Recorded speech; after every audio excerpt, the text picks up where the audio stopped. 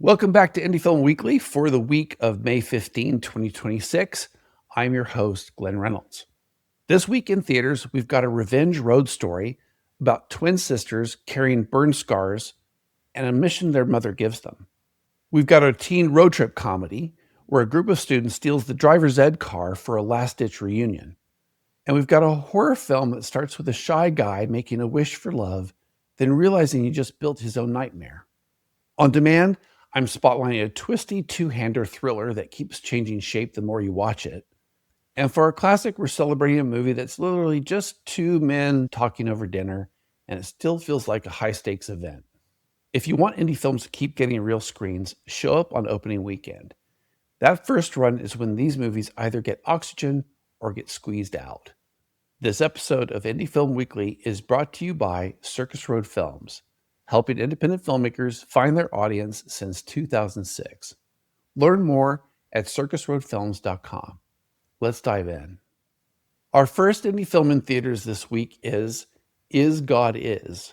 Directed by Alicia Harris, this thriller follows two sisters, Racine and Anaya, who live with disfiguring burn scars from childhood. Their mother is bedridden, and she gives them a direct order: find their abusive father, the man who caused the fire, and kill him. That is the setup. The rest of the film is the sisters trying to decide what that order actually means once it becomes real. Racine is the rough one, the sister who can turn pain into motion. Anaya is the quiet one, the sister who hears every consequence before it arrives.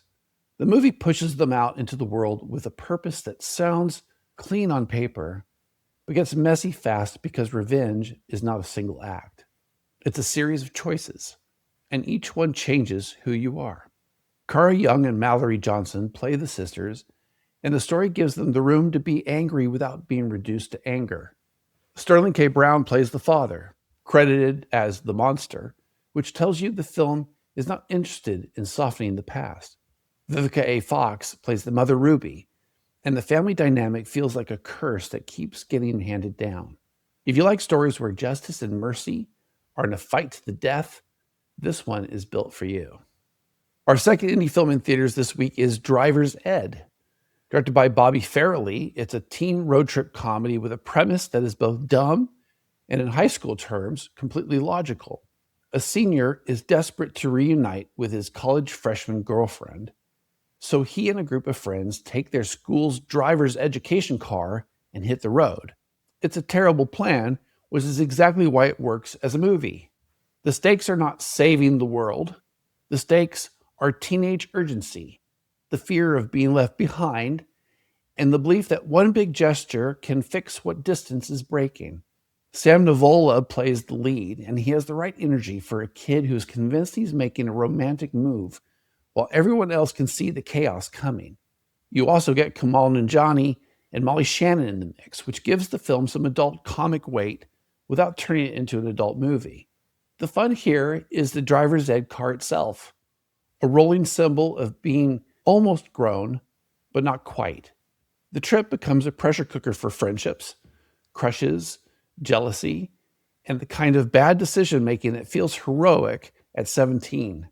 Expect misadventures, shifting alliances, and the slow realization that reunion is not the same thing as happily ever after, even if you arrive. Our last indie film in theaters this week is Obsession. Directed by Curry Barker, it starts with Bear, a shy music store employee who has been in love with his best friend Nikki for years and cannot bring himself to risk the friendship by saying it out loud. So, he does the worst possible thing. He uses a mysterious wish object, often described as a one-wish willow, to make Nikki love him more than anyone else in the world. For a moment, it feels like he got what he wanted.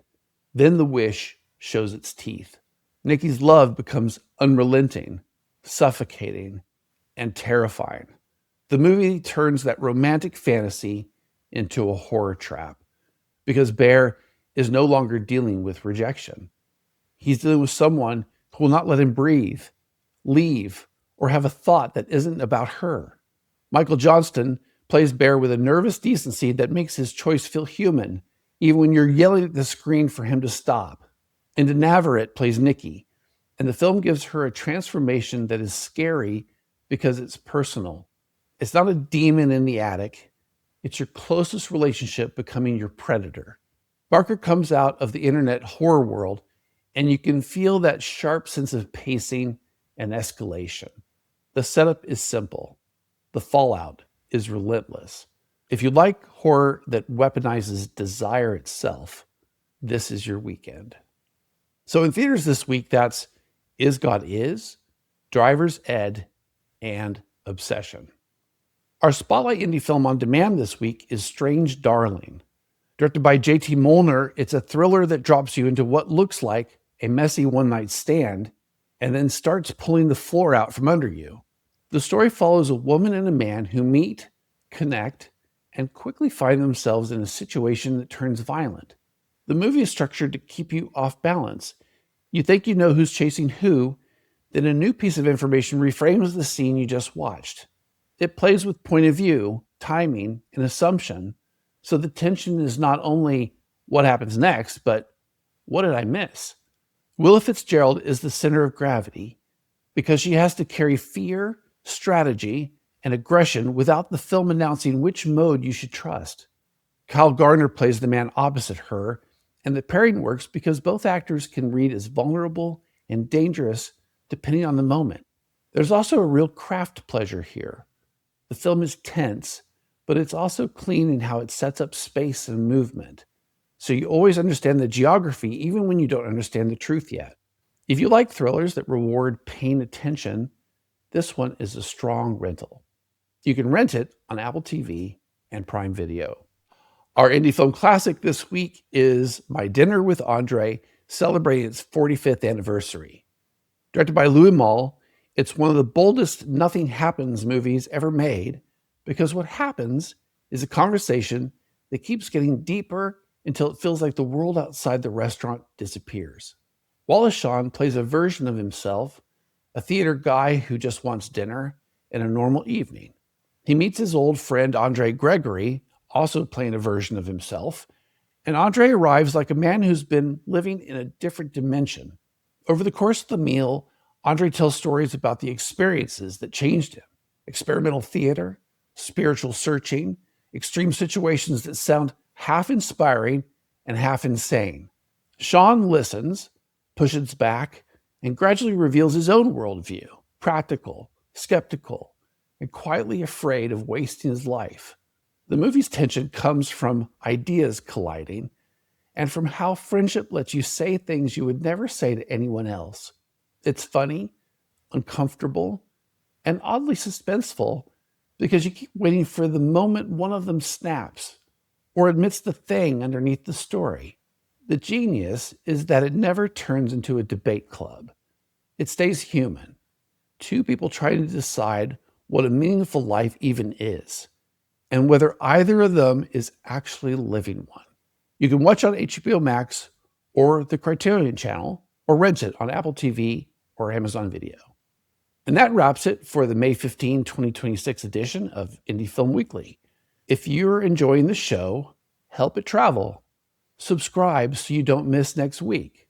Share it with a friend who loves being first to a good movie. Rate it because the apps actually count that. Then leave a quick review because that's how new listeners find us. Until next week, keep it bold, keep it sharp, and keep it indie.